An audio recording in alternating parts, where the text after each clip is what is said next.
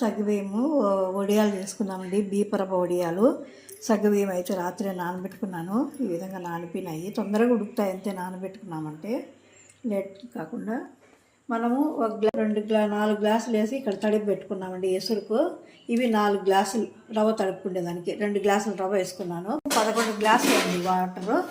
మనము దీంట్లో 18 గ్లాసులు పోసుకున్నాము. 2 గ్లాసులకు నీళ్ళు అయితే కాగుతా ఉన్నాయి. ఇక్కడ ఎసురుకు పెట్టుకున్నాను. మనం ఇంకా 2 గ్లాసుల నీళ్ళు ఇక్కడ 9 వేసినాం కదా ఒక గ్లాసుకు. ఇక్కడ 21, 22, 23 గ్లాసులు మొత్తం నీళ్ళు ఇక్కడ పోసుకున్నానండి. ఇది 22 గ్లాసులు ఉంది మొత్తం. దీంట్లో 2 గ్లాసులు నీళ్ళు పోసుకొని రవ్వ ఇట్లా తడిపి పెట్టుకోండి. ఇసురు కాగేటప్పటికి ఈ విధంగా మనం చేసి పెట్టుకోండి. రవ్వ అయితే ఇట్లా నాలుగు తొందరగా ఉడుకుతుంది. ముందుగానే తడిపి పెట్టుకున్నాను. అంటే పొద్దున ఇప్పుడే తడిపి పెట్టుకున్నాను. నిన్న రవ్వ అండి ఇది. నిన్నటి రవ్వ ఇది బీపరవ్వ. అది బీపరవ్వ వడియాలు ఈరోజు పెట్టుకుందామండి.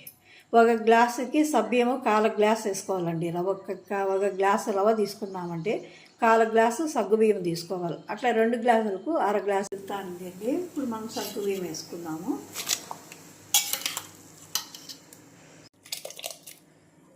బియ్యము ఈ విధంగా పైకి తేలింది కదండి. బాగా ఉడికిపోయింది సగ్గుబియ్యం అయితే. ఇప్పుడు మనము బియ్యపు నూక వేసుకుందాం.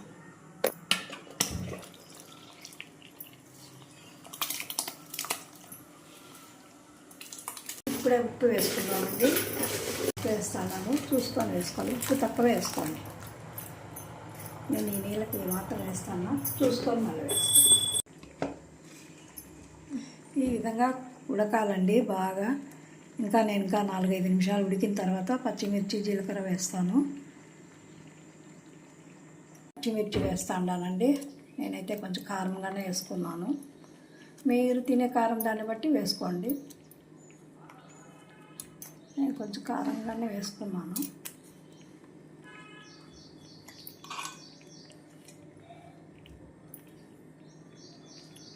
నేను 10-12 పచ్చిమిరపకాయల వరకు వేసుకున్నాను.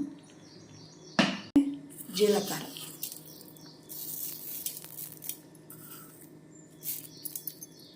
వచ్చేదానికి 3 నిమ్మకాయలు పిండుకున్నానండి. నిమ్మరసం వేసేదాని వల్ల వడియం తెల్లగా ఉంటుందండి.